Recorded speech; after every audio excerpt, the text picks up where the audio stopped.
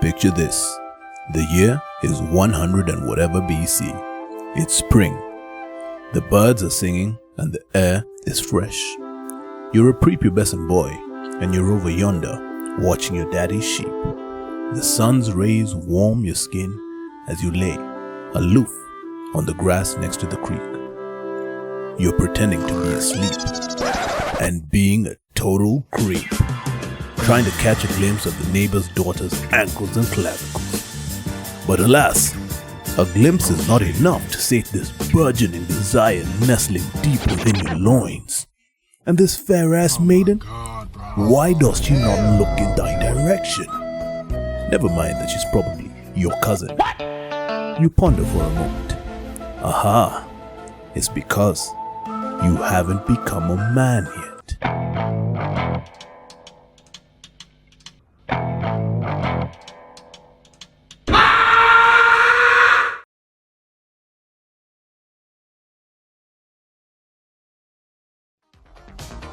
That's it. That's it. From wild initiation ceremonies to quirky traditions, the male rite of passage is a time-old practice spanning centuries and shared by multiple societies across the globe. Across time and place, cultures have inherently understood that without clear markers on the journey to manhood, males have difficulty making the transition. You see, back in the day, becoming a man wasn't about just watching a podcast, growing a beard, lifting some weights, and buying a Bugatti. Well, what color's your Bugatti? The common thread was an experience that involved physical and emotional pain. Emotional, damn it! Feats that would make Bear Grylls seem like a beta, David Goggins seem like a bitch, You don't know me, son! and the likes of iShow Speed seem not so sus. Hey, yo, what the fuck? But Dr. Pause, you ask, what does this have to do with chefing up man's sausage and all that? Say less, bruv. We'll get to that shortly. So let's take a trip down memory lane and see what your grandpa and the geezers got up to that always has him saying, back in the day, men were real men. Boys. First up, we go to a little island nation in the South Pacific called Vanuatu. Here, yearly, around April or May, the boys and men take part in a harvest ritual come rite of passage called land diving. You Nat Geo nerds have probably heard of it. Basically, they build these stick towers, sometimes getting up to over 100 feet. Scale them, tie a vine to the tower, then to their feet, and jump. The gist here is, the higher you go and the closer you get to the ground, the manlier you are, at least in the eyes of the tribe. Now, some of you have probably already figured this out, but any miscalculation on the length of the vine means either serious injury or death. Next up on the list of things your great-grandpa claims he did, we have the Spartans. This is Sparta! Now, when most of us think of the Spartans, we probably picture a bunch of grown men, half naked, dripping in baby oil, playing with swords. Just me? Okay, say less, bruv. Anyway, the Spartans were freaking savages, man. At age 7, boys would be taken away from their families and thrown into a military academy where they would spend the next 10 years of their lives being trained into mini John Wicks essentially, minus the guns of course. At age 18, a boy would complete his training, and in order to graduate and be considered a man in his community, he would have to undergo a rite of passage known as the Crypteia? Yes, Crypteia. In short, the boy would be sent to some random region of the countryside with nothing but a knife and his wits. His goal? To kill as many state-owned slaves as possible without being detected and return to his school in one piece. Yep, man them were catching bodies straight out of high school, blood. Now I'm not gonna bore you with endless examples of rites and rituals across the world, but I just want to highlight one last community and its practices, for the next time a geese is chatting shit about you being bitch made. You still a bitch. For this, we go to Papua New Guinea. In the fringes of the Eastern Highlands province of Papua New Guinea is a mountain-dwelling tribe called the Simbari. A group with perhaps the most insane rite of passage into manhood in the world. It begins at age 7 when a boy is separated from his mother and spends the rest of his young life only in the presence of men, avoiding all interaction with women, to such an extreme that boys and women will use different walking paths around the village. Then comes the hazing rituals. The first involves ceremonial bloodletting, where they shove a bunch of sticks up your nose until you start bleeding. After the blood dries up, they beat your ass like a slave. Damn! But Dr. Pause, you say, that's pretty vanilla as far as rites of passage go. Correct. Part 2 is where it gets wild. Now the Simbari believe that both men and women are born with a tingu. The tingu is a body part that allows for procreation. What the dog doing? A woman's tingu is ready for reproduction when she first has her period. A man's tingu, on the other hand, is born shriveled and dried, and the only way to fill it is to drink the man milk of older boys. Come on now, dog. Come on, man. Yep, you heard it right. The boys will go off into the forbidden forest and suck off dudes. Ain't no fucking way, boy.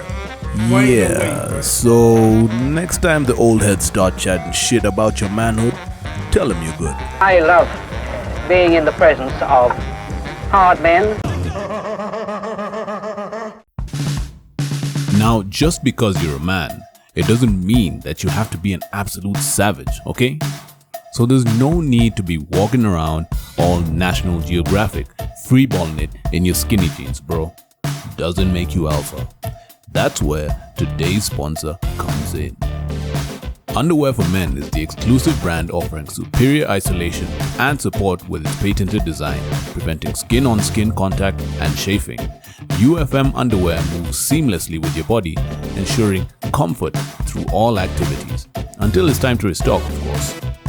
You can find underwear that fits all your needs, ranging from their athletic line that keeps you cool and supported when you're playing sports, working out, or just being active. Their everyday line that provides a stylish and comfortable alternative to tidy whities and traditional boxer briefs that also prevents chafing. Their work line that has an adjustable pouch which isolates your manhood to prevent chafing. Soft breathable fabrics that are tailored to stay in place without bunching or riding up. And a waistband sized to fit comfortably around your waist. And their medical line that's recommended by doctors. Its stretchy mesh pouch is soft enough to provide support after surgery, tough enough to support hernias, and sophisticated enough to hold incontinence guards in place. They are also anti-chafe.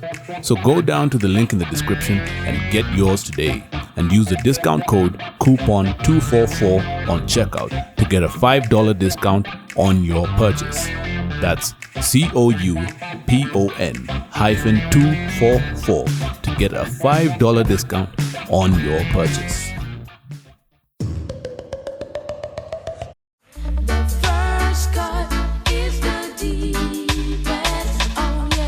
Despite the sometimes barbaric and outright sus practices involved in male rites of passage across the world, one commonality in most cultures is circumcision. So what is it? Now, considering some of you only spent your time in biology class playing with test tubes and tasting bottles of reagents, I'm gonna keep it simple. Circumcision is a procedure that removes the foreskin from the human penis, typically with topical or locally injected anesthesia used to reduce pain. So if you imagine your willy as a banana, rather than peeling the whole banana, they just peel the top part, expose the tip, cut off the skin, and stitch the other bits back in place. You get me? Okay.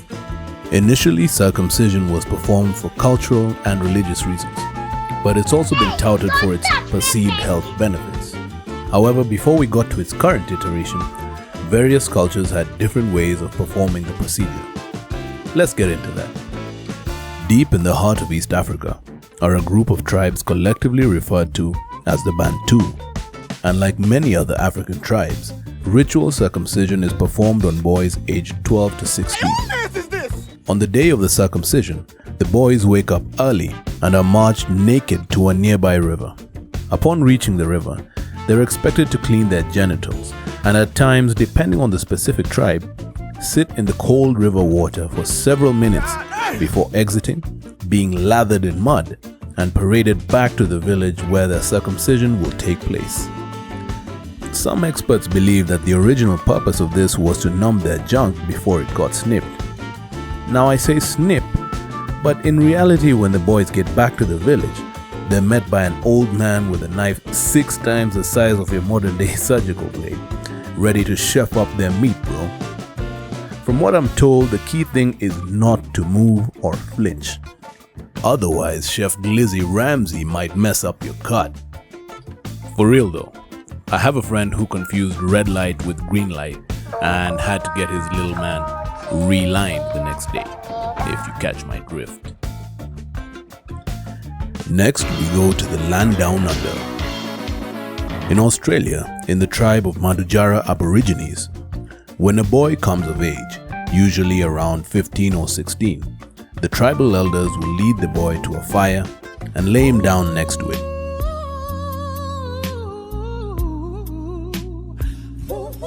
Hey, yo! They give him a boomerang to bite down on, and the tribal elder in charge then sits on the boy's chest facing his junk, pulls up the foreskin and twists it so it can be cut off. Amidst the confusion of having a man's booty under his chin and pain of having his foreskin wrung like a dirty rag, 2 other men then take turns cutting away at the foreskin with knives. When the circumcision is complete, the boy kneels on a shield that's placed over the fire so the smoke can rise up and purify his wound. And while still in a daze from the pain and coughing from the mixture of smoke and booty sweat wafting up into his nose, the tribal elders tell him to open his mouth and swallow some good meat without chewing it. This good meat is his freshly removed foreskin. Finally, we're gonna talk about Brit Milah. Not sure if I'm saying that right. Also known as bris. It's the ceremony of circumcision in Judaism and Samaritanism. Now, before we get into it, let me say something. Let me tell you something! Don't cancel me, YouTube. Dr. Pause and the rest of the mandem at the Hippocratic Oath channel are in no way anti-Semitic. This is just information with jokes, yeah? Bants. So don't take it personally, okay? The Brit Milah, as is customary, takes place at a synagogue, but it can also be held at home or any other suitable location and is typically performed on the 8th day from the baby's birth. As is expected with most religious ceremonies, there's a lot of extra stuff that goes on prior to the actual circumcision, but here's the basic rundown. The baby's mother hands him over to a couple. Let's call them Jimmy and Jane. Jimmy and Jane then hand him over to some rando who sits him on a special chair. Another rando then picks up the baby and hands him to his dad. Dad then hands the baby over to some sanitized special old guy who's supposed to sit with the baby in his lap and not move. Dad then picks up the circumcision knife, hands it to the circumciser, who then proceeds to say a prayer and make the cut, removing the baby's foreskin. It's traditionally common to feed the infant a drop of wine or other sweet liquid to soothe him, but not everyone does it. Pretty simple and straightforward, right? Nope, we're not done yet. After the foreskin is removed, the circumciser then sucks the blood from the wound. To clean it, of course. But how? With his mouth. What the hell? It still goes on to this day, but note, however, that due to obvious health concerns, the practice is only used by a section of the ultra-Orthodox Jewish community.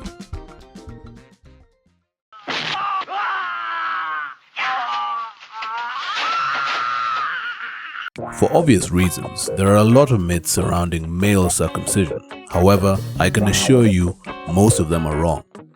Firstly, circumcision is not cutting off the tip of your penis, as we've already seen. Secondly, it cannot result in your willy bending like Beckham. Thirdly, there is no evidence whatsoever that circumcision causes sexual dysfunction. And finally, while studies have shown that circumcision can reduce the risk of HIV transmission in heterosexual men, it is not a cure for HIV. Now, what are the pros? By and large, the major reason for elective male circumcision is as a form of preventive health care. The procedure is associated with reduced rates of sexually transmitted infections and urinary tract infections, and the removal of the foreskin makes it easier to maintain good genital hygiene. But if you happen to be an uncircumcised male, no worries, it's not the end of the world. Just make sure that every time you take a shower, you retract the foreskin and clean away all that dick cheese. As far as risks and side effects are concerned, there is a 1 to 3% complication rate during the newborn period alone. Some complications are meatal stenosis, which is narrowing of the urethra, that little tube that your pee comes out of. Adhesions, where the foreskin remnants try to heal to the head of the penis in an area they aren't supposed to grow on. Buried penis, where too much skin is removed so the penis is forced inside the body. And infection. Complications are rare, so generally what you can expect is some discomfort for a couple of days after the procedure, and you'll probably be freeballing it for a while and walking around like Vince McMahon. Anyway, hope you learned something new, and if you have any interesting stories to share about your own journey to manhood, leave them in the comment section below.